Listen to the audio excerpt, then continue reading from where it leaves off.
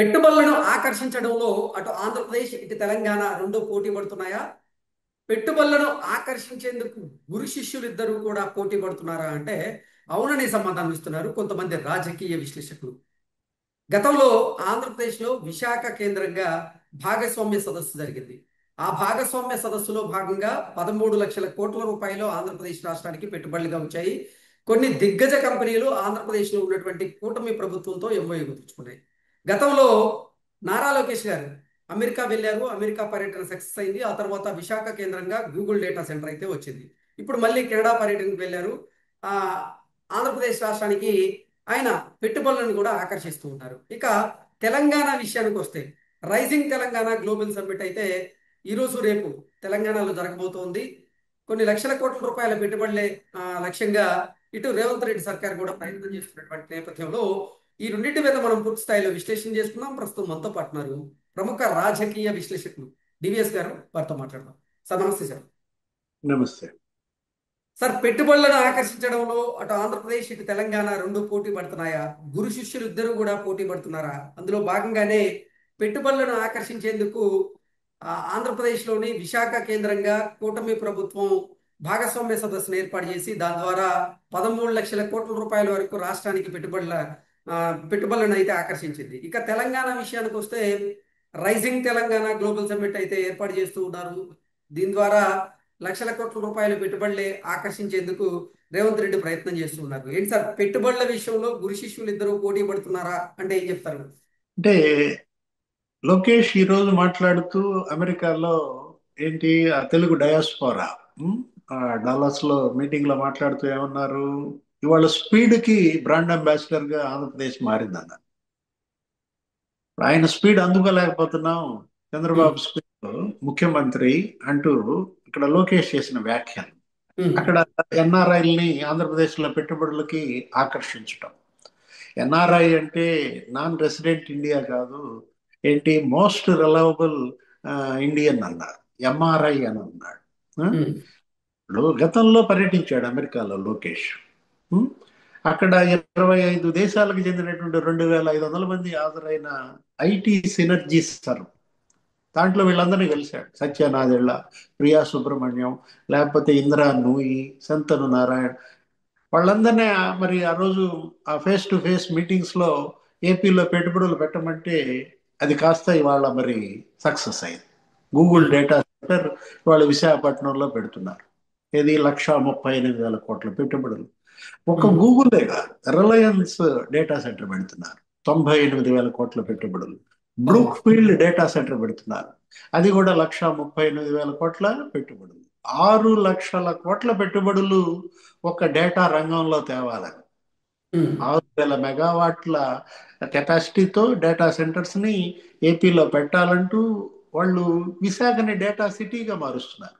ఉమ్, ఇప్పుడు 13 దేశాలకి అక్కడి నుంచి సీ కేబుల్ వేస్తున్నారు. ఉం? సుందర్ పిచాయే చెప్పాడు ఏమని, సుందర విశాఖలో గూగుల్ వస్తోందని. ఉమ్, ఇప్పుడు ప్రపంచ డెస్టినేషన్ గా మారింది ఆంధ్రప్రదేశ్. ఏది గ్లోబల్ డెస్టినేషన్ గా ఈ 17 నెలల్లో 20 లక్షల కోట్ల పెట్టుబడులు తెచ్చామని మరి లోకేష్ బాబు చెప్పారు.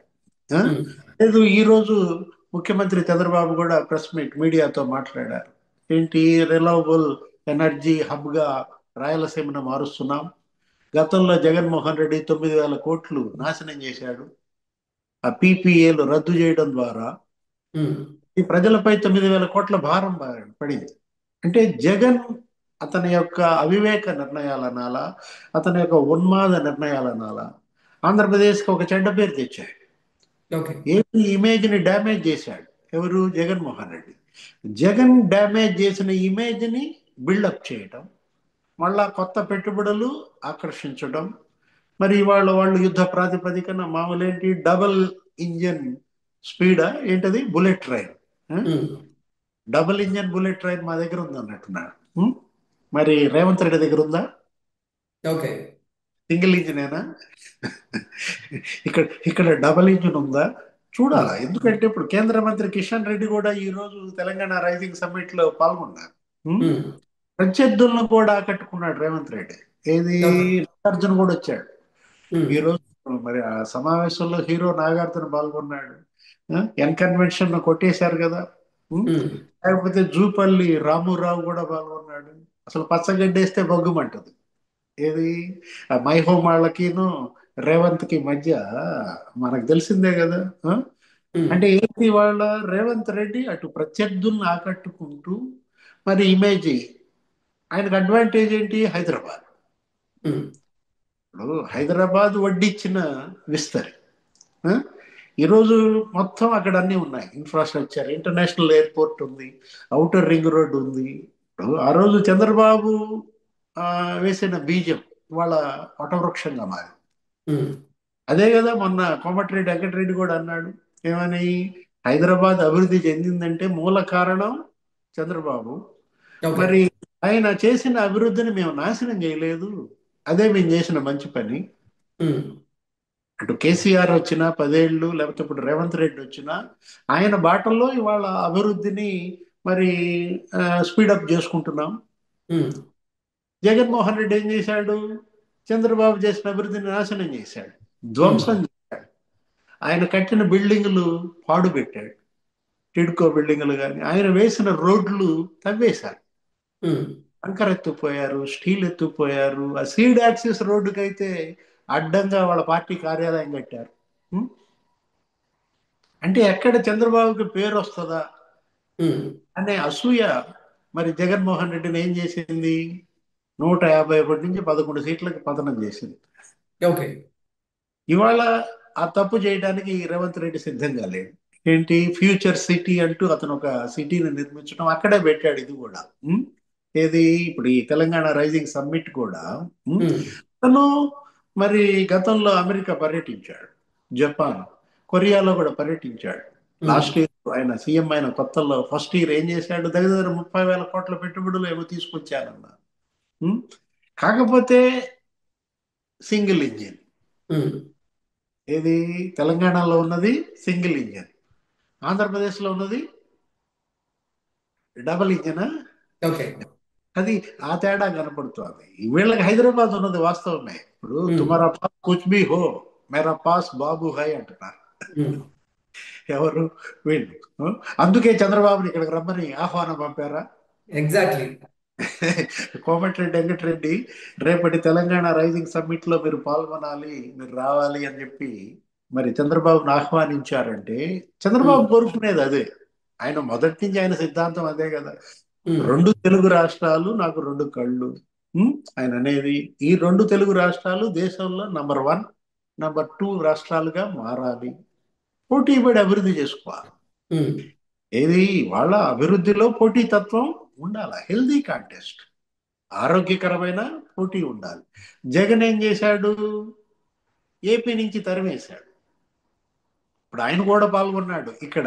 ఎక్కడ ఇవాళ తెలంగాణ రైజింగ్ సమ్మిట్ లో ఎవరు పాల్గొన్నారు? అమర్ రాజా ఆయన కూడా పాల్గొన్నాడంట. ఉం? ఓకే. గల్లా జయదేవ్ మాట్లాడుతూ 9,000 కోట్లు పెట్టుబడులు పెడుతున్నాం అన్నాడు. ఉమ్. మరి ఆ 9,000 కోట్లు ఎక్కడ పెట్టాల్సినవి? ఆంధ్రప్రదేశ్లో పెట్టాల్సింది. మేమే తరిమేశామని చెప్పింది ఎవరు?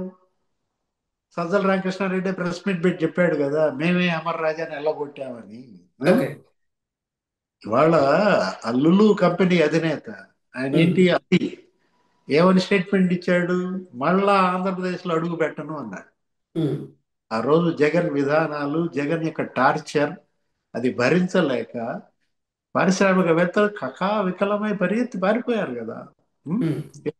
ఇప్పుడు ఆ డ్రాయర్ల కంపెనీ అదేంటది ఆ జాకీ జాకీ. ఎక్కడ పెట్టుకుంది? ములుగులో పెట్టుకున్నారు. ఉం? ఉమ్, గల్లా జయదేవ్ ఎక్కడ పెట్టాడు? అమర్ రాజా ఎక్స్టెన్షన్ మహబూబ్ నగర్ లో పెట్టాడు. ఉం? లులు అయితే ఇక ఆయన తమిళనాడులో, హైదరాబాద్ లో. మరి ఇవాళ అందరూ మళ్ళీ వెనక్కి తిరిగి వస్తున్నారు.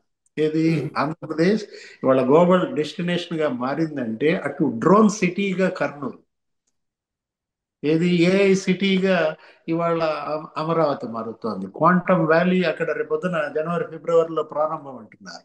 ఉం? ఉమ్, మనం తీసుకున్నట్లయితే మైక్రోసాఫ్ట్ కూడా అక్కడ క్వాంటమ్ లోకి వస్తా. ఆ?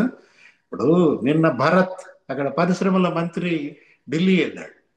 ఉమ్, రక్షణ మంత్రి రాజ్నాథ్ సింగ్ ని కలిసి మీరు రావాలి, మీరు కర్నూలులో మీరే భూమి పూజ చేయాలి, ఆ ఉమ్, కళ్యాణ్ ఫోర్జ్ ఆ డిఫెన్స్, లేకపోతే ఆ ఎయిర్ స్పేస్, అటన్నిటికీ కూడా ఇవాళ హబ్గా అది మారుతోందంటే ఇటు ఉమ్, చిత్తూరు, అటు తిరుపతి, మరి ప్రకాశం జిల్లా అసలు రెన్యూవబుల్ ఎనర్జీ హబ్గా మారుతాం. కంప్రెస్డ్ బయోగ్యాస్ ప్లాంట్స్, ఇది రిలయన్స్ అక్కడ పెడుతా. ఉమ్, అటు నెల్లూరు, మొత్తం అన్ని జిల్లాల సమగ్ర అభివృద్ధి లక్ష్యంగా అభివృద్ధి వికేంద్రీకరణ గురించి మాట్లాడాడు నిన్న కూడా ఉమ్. అమెరికాలో లోకేష్ బాబు. వాళ్ళ ఏంటి, మొత్తం అభివృద్ధి ఒకే చోట పెట్టకుండా విశాఖపట్నాన్ని మనం చూసాం. ఏంటది, డేటా సిటీగా మారుస్తున్నారు, సాఫ్ట్వేర్. రేపు పొద్దున 12వ తారీఖు వాళ్ళు అక్కడ ఆర్టిఫిషియల్ ఇంటెలిజెన్స్ నగరంగా రూపుదిద్దబోతున్నాం విశాఖని అంటూ ఇటు చంద్రబాబు గారు అటు లోకేష్ గారు ఇద్దరు తెలియజేశారు. ఆ రకంగా ఆ, అడుగులు వేస్తుంది విశాఖ కూడా. అవును. ఏది ఇప్పుడు రేపొద్దున కాగ్నిజెంట్ లేకపోతే ఉమ్, టీసీఎస్ 12వ తారీఖు నుంచి వాళ్ళు కార్యకలాపాలు ప్రారంభమవుతున్నాయి. ఉమ్, యాక్చువల్గా కాగ్నిజెంట్ జూన్లో వద్దాం అనుకున్నది. అంటే 6 నెలల ముందే మరి అక్కడ కార్యకలాపాలు రేపు 12 నుంచి ప్రారంభిస్తున్న నేపథ్యంలో ఏదైనా ఇది కదా జనం కోరుకునేది. ఏది, ఇవాళ పోటీ పడి అభివృద్ధి చేయాలి. ఓకే. ఇప్పుడు రేవంత్ రెడ్డి మరి అటు లోకేష్ స్పీడ్ని అందుకోగలడా, లేదు చంద్రబాబు స్పీడ్ని అందుకోగలడా? ఉం? ఏదైనా ఇవాళ చంద్రబాబు చంద్రబాబు చంద్రబాబు జపం చేస్తున్నారు రెండు తెలుగు రాష్ట్రాలు కూడా. ఆయన ఒక బ్రాండ్గా మారాడు. ఏది, అటు ఆంధ్రప్రదేశ్కి ఆయన బ్రాండ్, తెలంగాణ కూడా ఆయన బ్రాండా? ఓకే. మరేంటి, కడుపు మంట ఎవరికి, కేసీఆర్ జగన్మోహన్ రెడ్డి గిల గిల గిల కొట్టుకుంటున్నారా? ఓకే. ఇవాళ వాళ్ళకి అవకాశం ఇచ్చారు. 10 ఏళ్ళు కేసీఆర్ ఉన్నా సాధించలేకపోయారు. ఉమ్, అందుకే ప్రజలు నిన్న కూడా జూబ్లీ హిల్స్ లో ఓడిచ్చారు కదా. ఉం? జగన్మోహన్ రెడ్డికి అవకాశం ఇచ్చారు 5 ఏళ్ళు, కానీ నిలబెట్టుకోలేకపోయారు. Okay. Okay sir, thank you so much.